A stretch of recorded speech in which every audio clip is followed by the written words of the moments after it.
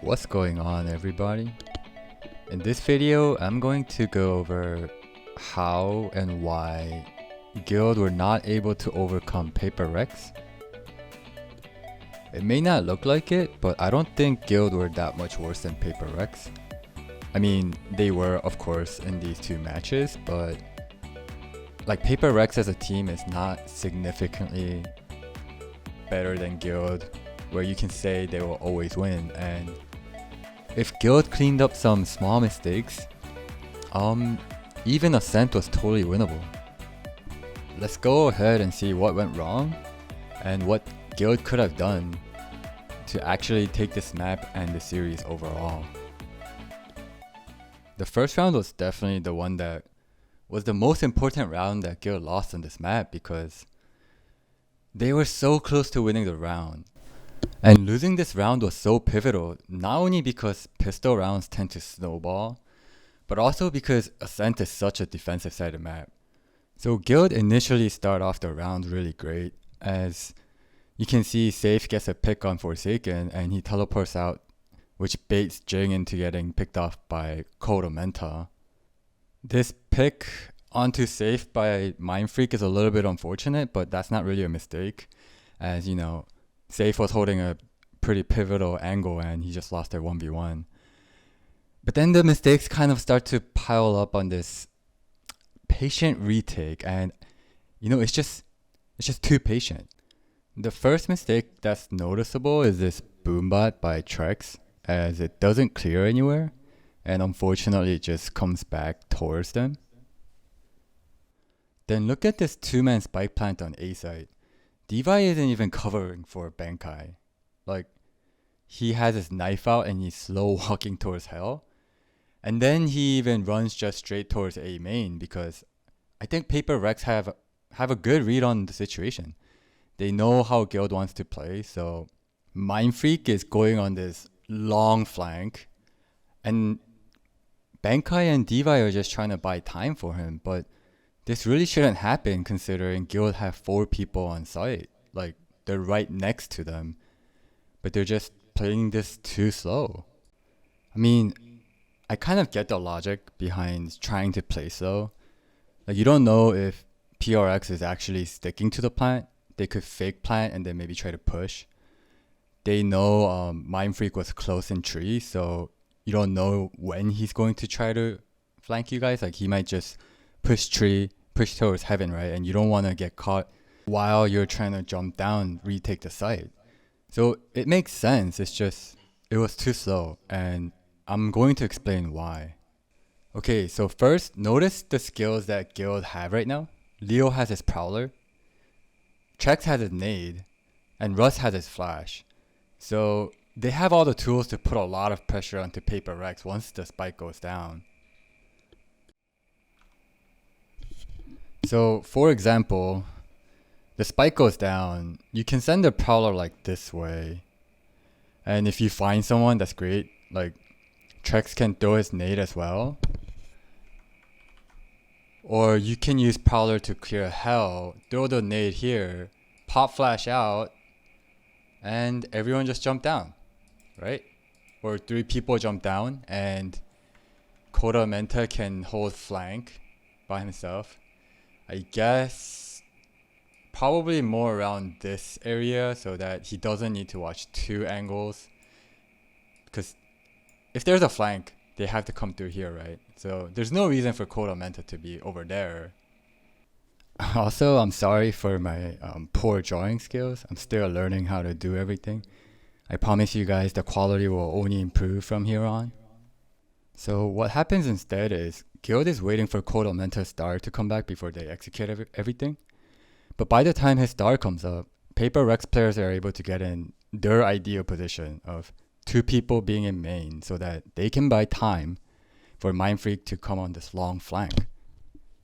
And as you can see, this smoke in A main isn't even really that good, because Devi is able to pop flash and he gets a free kill. The lack of vision for Guild also make it harder for them to realize that a flank might be coming. And it's also harder for them to kill Bankai initially because they don't have vision on him. In the end, this slow approach really hurt Guild in a round that really should have been theirs. Now we're gonna go and take a look at round 6, where I think this round wasn't as winnable as the first pistol round. But Guild ended up making bigger and more uncharacteristic mistakes that probably shouldn't have happened, especially for such a disciplined team like Guild. So Guild finally have a great read on what Paper Rex wants to do. They have 3 people stationed at B to stop a fast B push while playing for a post-plant retake on the A side. And one of the great things about this setup is that Leo helps Safe get into a deeper position, right? And once Safe get into B garage, you'll see Trex and Leo guard mid until they get enough information that it's going to be an A push. And Trex and Leo are going to rotate fast towards A, while Koda Menta pushes out towards Catwalk. And this allows a fast push because Koda Menta has eyes on mid. So they no longer have to worry about a mid flank. Now, I'm not going to say Guild were going to take the round for sure, even if the mistakes didn't happen. But they were definitely in great position to win the round. But they begin to make a lot of mistakes, and this becomes a lopsided round for Paper Rex in a round that Guild probably could have and should have won. So you guys just saw the most obvious mistake that Koda Menta unfortunately made, that we all do time to time. But not clearing that corner comes out huge, as Safe is unable to go for a flank either, right? And what should have been a free kill for Guild becomes a free kill for Paper Rex. Another slightly small mistake that happened just before Koda Menta died is that Trex kind of went for a single clear onto A Heaven, which isn't a huge mistake because he just loses a 1v1. But without the rest of his teammates getting into position, I do think he could have waited a little bit.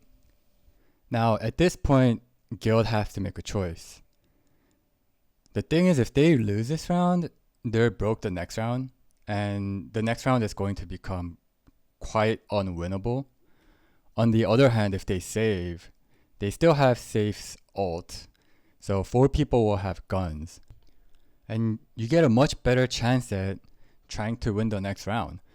But if you lose this round and drop a lot of guns, there's a pretty good chance you're going to end up dropping 2 rounds. But let's say you want to go for the retake, because at this point, you could be feeling a little bit desperate. This is not what you want to do as Guild. First, you should be trying to do something with your teammates, and Safe is nowhere near the rest of his team. So it's unclear to me why Russ is trying to go in alone, especially when he has all of his utilities up. If you want to go for a risky gambling type of play, why not pop flash out? Why not use some of your utilities? That's why you buy them. And so, the decision making on this round was a little bit unfortunate on Guild's side. And I think Safe shouldn't have gone for kills here either. Paper Rex have a really strong economy at this point. It's much more important that you try to save this Vandal, even if the next round is going to be difficult anyway. And Safe already has his ultimate, right? Those 2 kills are not going to do anything in terms of helping him get his ult.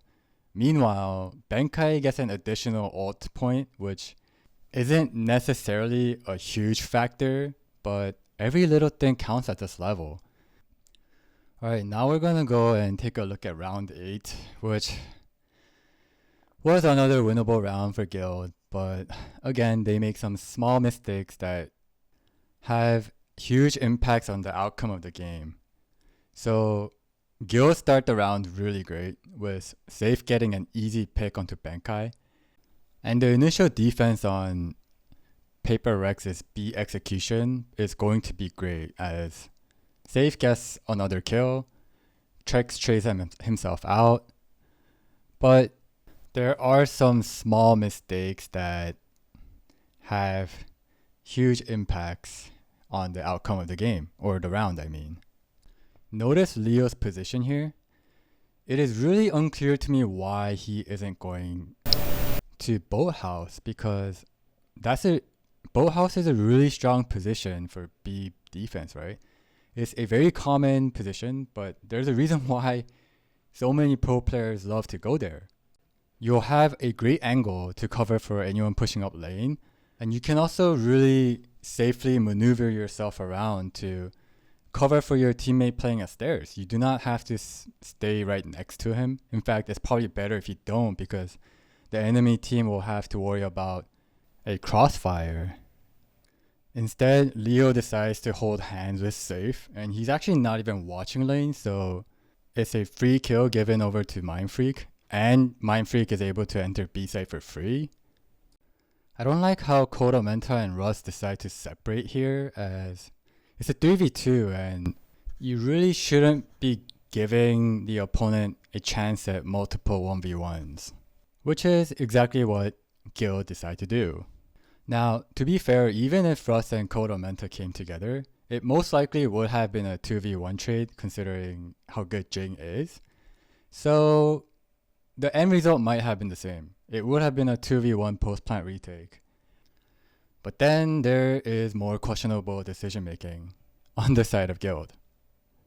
So it's unclear to me why Safe didn't change his gun and picked up a rifle, which probably would have made the retake a lot easier. The next thing isn't really a mistake, but I think it would have been really nice to see Russ use both of his flashes. I'm not sure if it's because he doesn't necessarily play KO too much, or what it is about him not using his flashes. But, I mean, he does use one here, right? And to be fair, it might have been enough, and Mindfreak just hits some nasty shots, but I just prefer to like every utility being used if the chance is there, which Guild probably did have.